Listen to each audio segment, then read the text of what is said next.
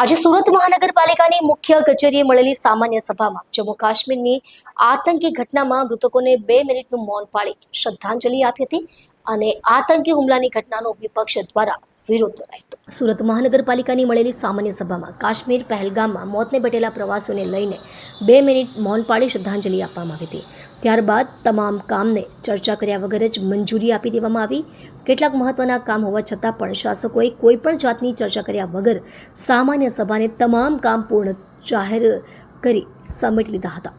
શાસકોના આ વર્તનથી વિપક્ષ દ્વારા તેમની આકરી ટીકા કરવામાં આવી હતી। સામાન્ય સભામાં આમ આદમી પાર્ટીના કોર્પોરેટર દ્વારા પહેલગામમાં મોતને ભેટેલા વ્યક્તિઓને શ્રદ્ધાંજલિ આપવામાં આવી હતી, ત્યારે જ શાસકો દ્વારા તેમને આડકતરી રીતે રોકવામાં આવ્યા હતા, જેને લઈને સામાન્ય સભાની અંદર જ હોબાળો થઈ ગયો હતો।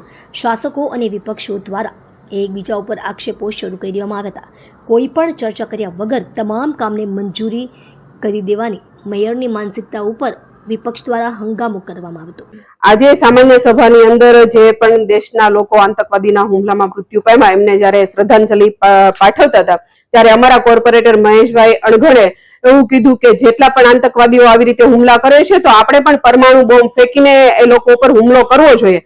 ત્યારે સભાની અંદર વ્રજેશ ઉંડરકર એમના પેટમાં તેલ રેડાયું અને ઉશ્કેરાઈને ઉભા થયા કે તમે દેશદ્રોહી છો। ખરેખર દેશદ્રોહી કોણ કહેવાય? જયારે આતંકવાદી ઉપર હુમલો કરવાની વાત કરીએ છીએ ત્યારે એમના પેટમાં કેમ તેલ રેડાય છે? ક્યાં એમના સગા કોઈ રહી છે પાકિસ્તાનમાં?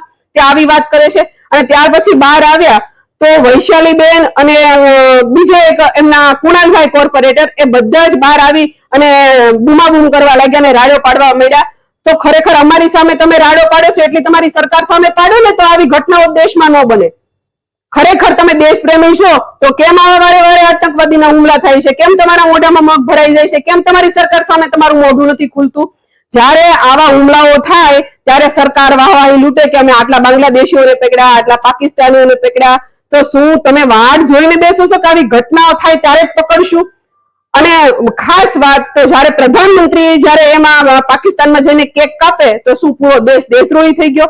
અને જો આ 30 વર્ષના શાસનકાળમાં તમારાથી આવા હુમલાઓ રોકાતા નથી તો શાસન છોડી દો ને। શું કામ માસૂમ નાગરિકોનો જીવ લ્યો છો? તમને કોઈ અધિકાર નથી આવા દેશના લોકોનો જીવ લેવાનો।